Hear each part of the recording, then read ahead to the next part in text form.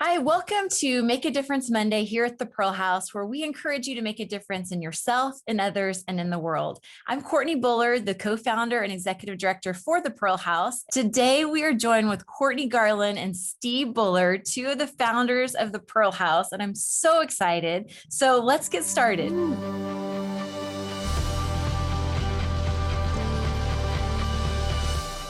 So I am beyond thrilled to have Courtney Garland, Steve Bullard here, the three founders of the Pearl House, all in the same Zoom room together. It doesn't happen very often. Courtney, Steve, how are y'all doing today? We're good. Good. Do you know it's been almost 8 years since the Pearl House got started? Wow. I mean, it just seems like yesterday when I just remember so clearly standing in a parking lot and meeting you, Steve, and it's hard to believe it's been that long. Yeah.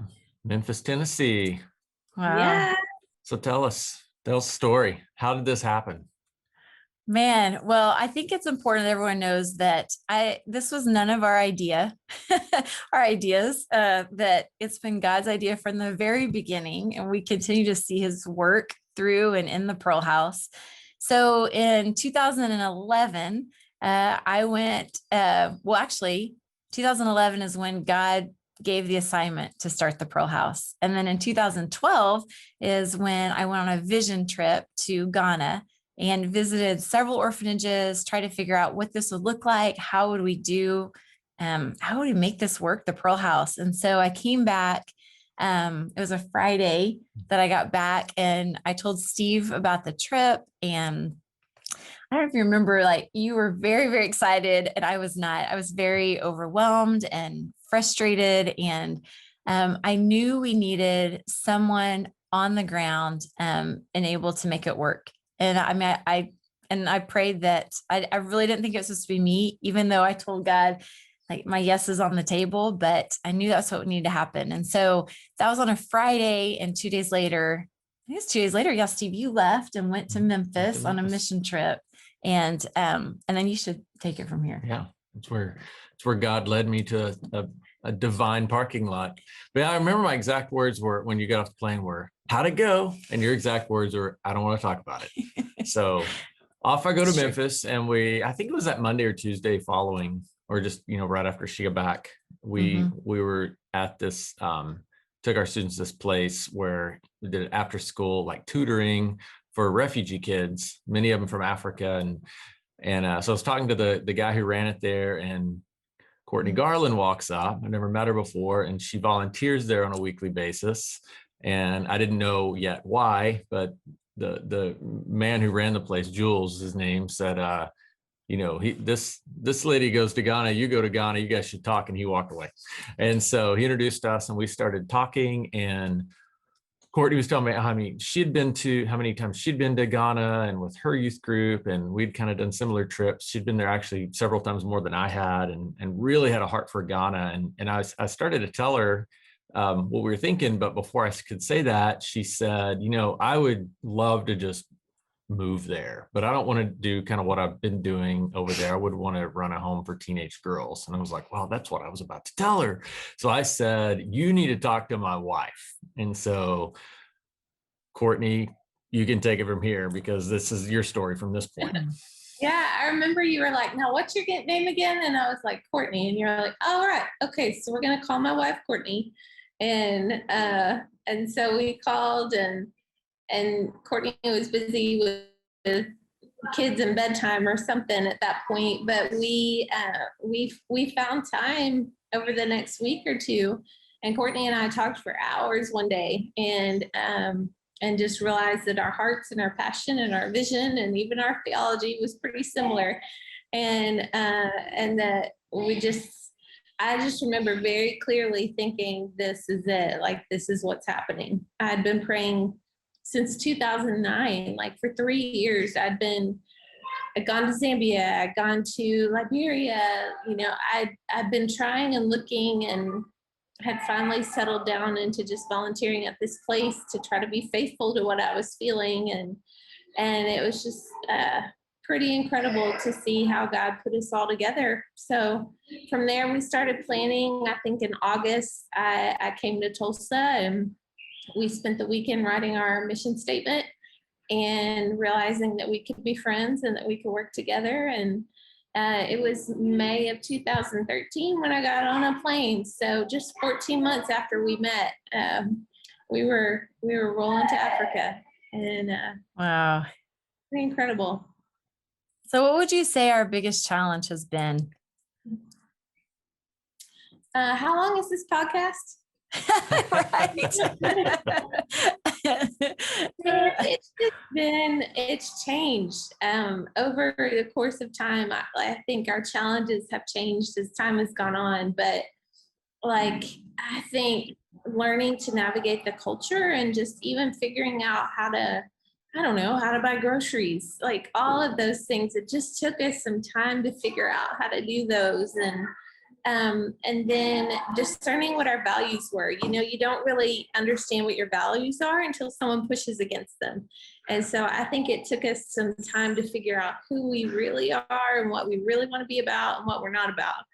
And then, you know, just developing policies, and this is how we're going to do things. And it just took us some time. It took about 5 years for us to figure all these things out before we really had that solid foundation. And to me, that was the biggest challenge, was just finding our place in this new culture.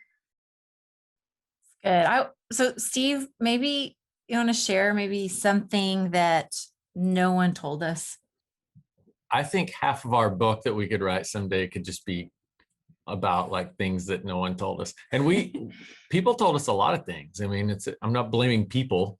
We learned a lot from a lot of people and called a lot of people and found out a lot of stuff. But there were some things that I just don't think you can possibly know if you're doing something that's unique until you find it out yourself. But a lot of things that you just said, Courtney, were certainly, a lot of those things were things we didn't know. No one told us. I mean, we didn't know we need policies for certain things or whatever till we got in the middle of it. But one thing on a more light and heartwarming note, I think something no one told us was just how we knew a lot of people were for us and a lot of people were cheering us on and supporting us, and people gave money to the idea. They weren't giving it to the Pearl House because there wasn't a Pearl House. We just had an idea for the Pearl House and people gave to it, and that was neat. But one thing I didn't really realize was just how important it was going to be to donors and how the Pearl House became their organization. You know, I remember the first time, I don't know if we were at a dinner or just a meeting or someone introduced to someone, and they would say, like, you know, the Pearl House is, you know, our organization. And they talk about it in like kind of that first person of like, this is my heart. These are my pearls. This is my thing in Ghana. And I remember that was really cool to hear people who sponsor kids, whether here in Oklahoma or in another state, just how it became their thing. And I don't know that I anticipated that. I anticipated people supporting us and being for it, but I don't think I understood how people would take ownership of it. And I think that's been the coolest thing. I think what's makes my heart so happy is when you are talking to someone and they do reference that, where they say, well, what are we going to do? Or how are our pearls doing? Like you said, or and they realize they are as much a part of the story as we are, and that they are the Pearl House story. And so that makes me so happy, because I'm like, yes, like they've caught the vision, they're part of it, they understand how important they are. So that's so good. I love that. And even when there's problems, because sometimes it's my Pearl House, but it's your problem. But we have people that are taking ownership of everything, you know, even when we're looking for solutions and ways to figure stuff out. I mean, we have so many people who are just right there because this is their thing. And I think that's really cool. That's awesome. I love it. So we've done this from the ground up. We've learned a lot. Someone asked you a question. You've been asking us questions. What have you loved most about dreaming this from the ground up? Ooh, I would have to say, we have met the most amazing people through the Pearl House, and people that I would never have the opportunity of meeting that are in other states, other country. it's just been amazing to see how God truly has brought people together through the Pearl House. So I think that would be my biggest thing, is just I've gotten to meet the most amazing people, built the most incredible friendships. And also, I have learned to fully trust God more than I have ever my whole life. And so, and that's good. It's a good thing to be there. But those would be my two things that I would say. What about you all? What would you say? I just think it's really cool to be part of something that's bigger than yourself. And I don't think any of us dreamed that it would get as big as it is right now. I think I would have said no in the beginning if I knew, probably, but just knowing that God is at work and doing something, and he's invited us to be part of it. It's just cool to be part of something that you can't pull off on your own, but you have to let God do it. And then just to know that every day what we're doing matters. Like, we have changed the lives of 48 girls forever. And more than that, I hope through our employees and our Career Center girls and everything else, like, the kingdom of heaven looks different. So I would say that's pretty rewarding. I would say that's worth any challenge that comes along with it. Yeah, I'm just shocked it's still standing. So that just shows my lack of faith, because I just. Me too. But clearly And God I'm is in still this here. and carrying it. Yeah. Oh, goodness. Well, okay. So here's another question. I don't know who wants to take this, but what advice would you give someone thinking of starting something from the ground up? Run away. Okay, next question. Yeah. All right. Well, that's a good one. I think how I would answer that question is I would ask as many people as as many people as possible, how did they get started? What did they learn from it? What were their mistakes? Who do they know that maybe is doing what you're wanting to start? I just think you can learn so much from others, from their mistakes, from their victories, all the things. And so that would be my thing. And that's what I've seen that with the Pearl House, of just being a sponge, soaking up knowledge from others. That would be my response. Yeah. I think you got to pray and just follow where God leads. Like, a lot of times we haven't known the big picture, but we've just tried to be faithful and take the next step.